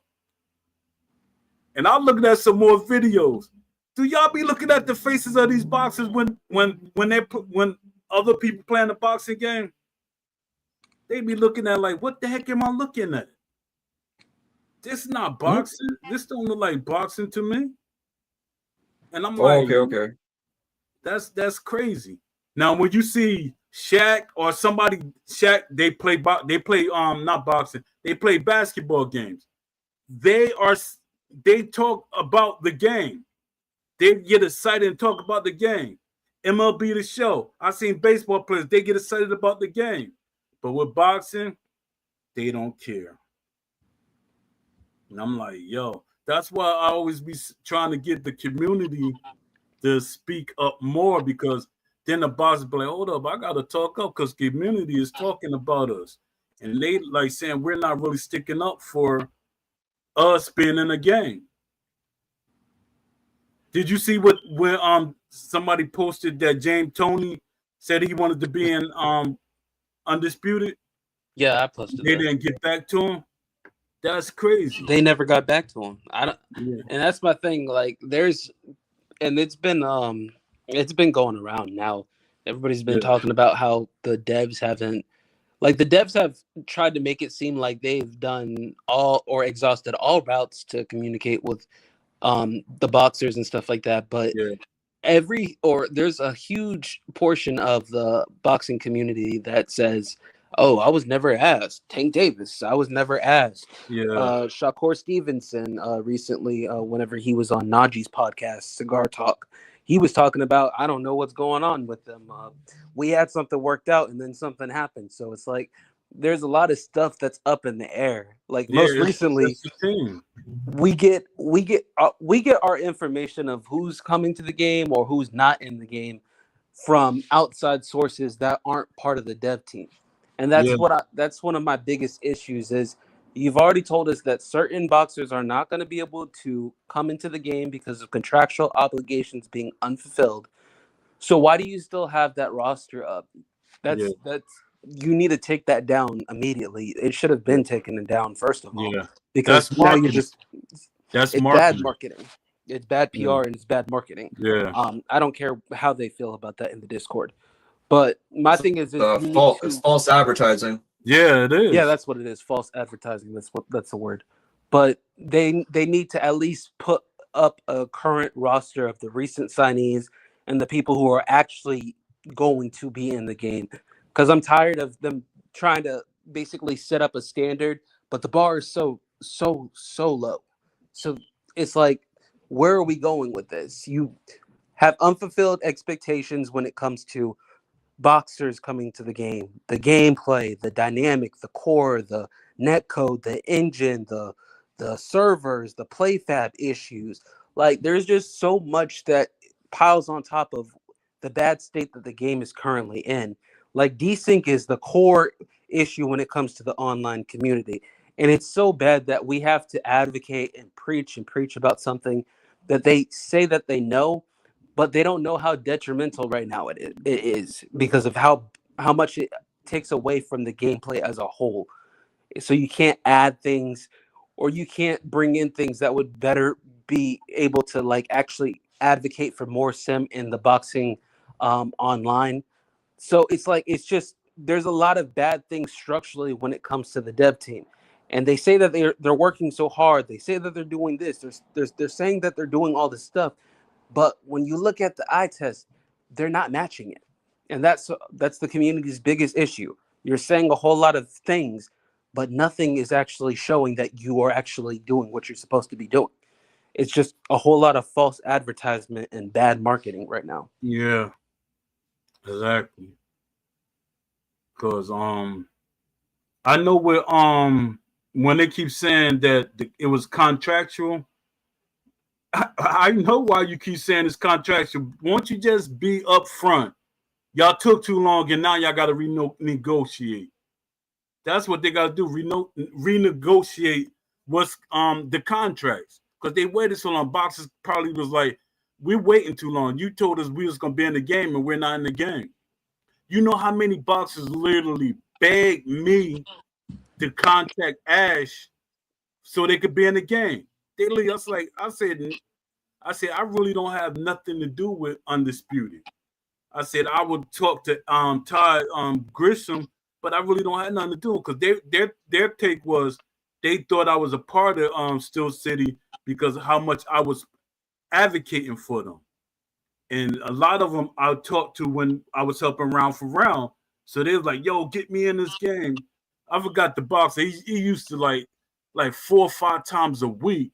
He's like, "Yo," he said, "Did you talk to him yet?" I said, "Yeah, I gave him your name and everything, your information and stuff." Then I think the last time I talked to him, he said they finally got me. They said they're gonna put me in the game, and that was like a year ago, and he's still not in the game. And you know what's annoying about that too is the fact that you have boxers who are advocating that, like you said before, how much they want to be in the game. So you've got, Dave Tua, you've got James Toney, who have made it heavily advocated that they wanted to be in the game. Yeah. And James Toney recently, with a conversation with somebody I'm guessing was in the Discord, he says that they had never reached back out to them. So it's like, what are y'all doing? Like, you could be getting more boxers coming into the game. You could be working on the game more mechanically, but you have all the time in the world to set up this event and be able to host it and pay for it and pay for coverage fees to get to the event.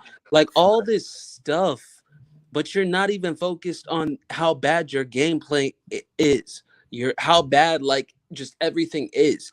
And it's like, it's a nail on chalkboard. Like, thing is like one after another. Something bad comes, something bad happens, more bad gets just thrown on top of it. And like just today, Zab Judah, I guess we got some kind of confirmation that he's coming to the game. Like, it's, why are we getting all this information from people who aren't even part of the game? Like, this is just this dev team is just, I'm sorry, they're bad. Like, it's just, they're so bad, and they can say that all the stuff that I say is super mean and it's not nice. Listen, we're adults here, man. Y'all are just bad at your jobs. That's the reason why so many people tell you what you're doing wrong, because you're not doing much right when it comes to your job. Yup. Facts. And I was trying my hardest to get Zab Judah in. I guess he got trust because I was talking to him because I had him got him for round for round, and I was like, since round for round is not doing nothing with you, you should be in undisputed. And I heard round for round they like got a lot of boxers locked in and they don't have a game. That's crazy. That's crazy. Zab Judah was once undisputed. Yeah, he was like he was like they was gonna use him as a selling point. Yeah, Zab Judah. Do they have yeah. all the undisputeds in the game? What'd you Let say? me see. I'm gonna look up to see if they have all the undisputed, the guys who won undisputed, are they in the game? Oh, you talking about the undisputed champs in the game? Yeah. That would have made more Yeah. sense to me to get them as the selling point for the game. They should have been the cover, the undisputed people. I mean boxers, and they should have been on the cover. That would have made it. See, that's what I'm talking about marketing, and see, that's why I know I'll be a great addition to a team because my mind is always So watch. stuff like that. So watch, two belt era. Sonny Liston, Ali, Joe Frazier, Foreman, and Leon Spinks. They was So we don't have Leon Spinks, and we don't have George Foreman. I was trying to get him, Leon and his brother. I was trying to get them both. I said because that will make a good package deal. Like you get the brothers, all the brothers that's in boxing, you could sell them as DLC. That would have made a lot of money. You get Leon Spinks, you got his brother, you got Corey Spinks. That would have been a good package, right? Three belt era. Three belt era. Tyson, Buster, Holyfield, Riddick Bowe. We don't have Tyson, we don't have Holyfield, and Lennox Lewis. So those three guys we don't have. And they never mentioned about him being undisputed in any advertisement. That's the crazy part. But think belt era. Usyk, he's in the game.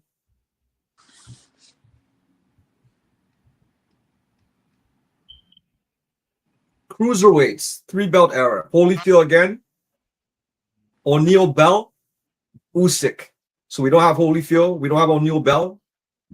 Light heavyweights. Actually, this one's what? This is like an old two belt era, but these are old names, man. Carpenter, Ski Mateague, Jack Delaney, Tommy Lohan, Maxie Rosenblum. These are a lot of names I don't even know.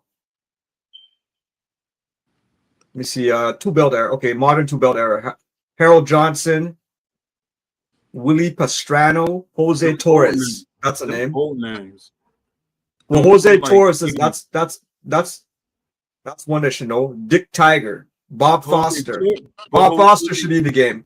Yeah, he definitely should. But Jose Torres, he had a lot to do with Mike Tyson. I think he was a manager or something with Mike Tyson. Because he used to always Michael Spinks again. Yeah. Let me see if I could. Roy Jones Jr. is in the game, so he's undisputed. Yeah, and my thing. Arthur Beberberoff, he's in the game. How you say his name? Yeah. Beterbiev. Beat it. Dimitri Bevel's in the game. Yeah. Canelo. Let me see. Beterbiev wasn't confirmed. That's crazy too. I'm like, why not? Why is he in the game? I'm pretty sure. And why didn't they try to get like a Nui? You got top ranked fighters in the game. Why didn't you get a Nui? I know I'm saying his name wrong. Anyway. Yeah. But he should be in the game for especially for like modern day. Yeah. And that would have helped. B Hop's not in the game. Who? Bernard Hopkins not in the game. They need to get him in the game. Yeah, and I'm like, he definitely would have been in the game. They don't got De La Hoya. Yeah, De La Hoya. De La Hoya's not I don't think De La Hoya was ever undisputed. Let me see.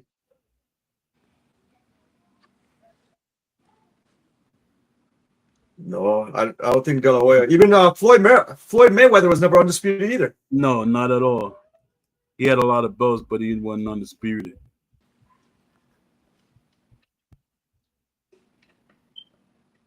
Supposedly they're in talks. Yeah.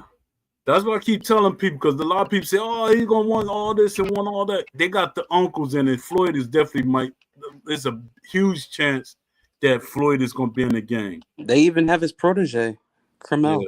Yeah. So that right there speaks, because he could have told Cormel to ask for a lot of money, which I'm pretty sure he wouldn't have got. But that's the way Floyd works, according to some people. Everything is not the same. And I keep telling them the story about what EA. He did that with EA because EA disrespected him. That's why he did that. Because at first, you got to realize, at first, he accepted what they was going to give him. And it wasn't that much. But once he saw other fighters getting more than him, especially Pacquiao, when Pacquiao didn't have the belts like Floyd had, Floyd found that to be a problem. That's what I'm trying to tell people. So Floyd felt disrespected. Then EA was like, well, there's like guys like me or Country Boy or whatever say, could you get in contact with Floyd? Because he's not really talking to us, and see, could we negotiate something to Floyd? Then he said he just wanted millions. He wanted, I forgot the amount he wanted. He just wanted make sure it'd be more than what Pacquiao and Tyson was getting. At first, he didn't care what Tyson was getting, but once he seen Pacquiao was getting a nice sum, which I felt that disrespectful, that's when the problems came. And everybody keeps saying, well, Floyd should be in the game for free. Yeah, that's how you think. That's how you think. That's like a rich man owning a business and you telling them to give away his product for free. It's not going to happen. And now What's Floyd's rating? And now you got people talking about how Floyd and Mike Tyson are going to eventually be in the game, since they're about to have an exhibition match this spring. Yeah. But that's a crazy reason to say that, though. I agree. I don't know how people alluded to that just because. Yeah, that don't make no sense whatsoever. It don't make. What y'all think about the Shane Mosley so-called leak? I think he's gonna be in the game. It's his son. I'm I think he's gonna be in it too. I think it's like I'm 95% sure that was actually a junior, not senior. Yeah. I hope senior's in the game. Senior would be great, but they would actually have to get him mocapped. I'd be mad if they added him and he wasn't mocapped. See, that's the thing about it. See, that's when the technology got to come in, because they got a technology, which I keep telling them, and Muzz saying, "How you know that?" I know. For one, other developers telling me, they say they got this technology, like a person that's dead or something like that. Even though Shane Mosley alive, he doesn't move the same way he did when he was younger. He had to adjust to his age. Now you gotta they do this I forget the name of it, but it's like an AI. It like tracks your movement off of film, and that's crazy. Like tracks. What'd you say? Is it Pro Play? It's similar to Pro Play. And then that's crazy how that's another good example how you can't use that excuse of not getting boxers' movement right, because Pro Play get the basketball players' movement exactly the way the basketball players move. And they got a more advanced pro play, I heard, for this edition of the game. But they're making a billion excuses. And who else they had quite a few boxers that wanted to be in the game that they really just ignored. And I'm like, what are y'all doing? Because you're spending money on stuff that to me is not really important. It's not important at this point. But you said you want that feature for offline, like offline.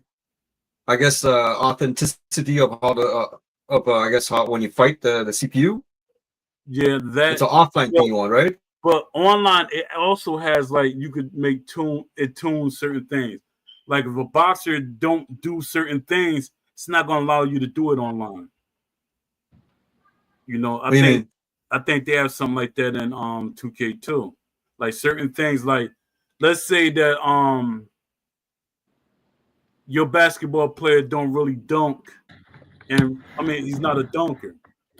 So if you make a team and you just had a basketball player like as a teammate, he's not going to dunk or he's not going to run to the basket and stuff like that. That's what when you adjust the tendencies and stuff for online. It's certain things that it's not Mhm. going to let the game do. It's not. It's just not Yeah. like it's an offline thing. People make adjustments for online too, especially when they share processes. The only thing I wonder about it that if they were to use that AI, like I could see it working really good for offline CPU matches and stuff, like just playing with the CPU. But when a human controls something, the human can never think like the professional, or be exactly like how his character was. And I don't know if this is a good comparison to, but when you look at VR games or VR boxing, Yeah, when you see how people start to react and it perceives it, it looks exactly what the person's skill level is. So it doesn't even matter. You could have a face map with Ali. You could have a character cap with what's it name, Tyson, but you won't be able to move like him. Yeah, fact. unless you purposely, or unless you're trying to mimic him now on that level. Yeah. Mhm. Yeah, but it's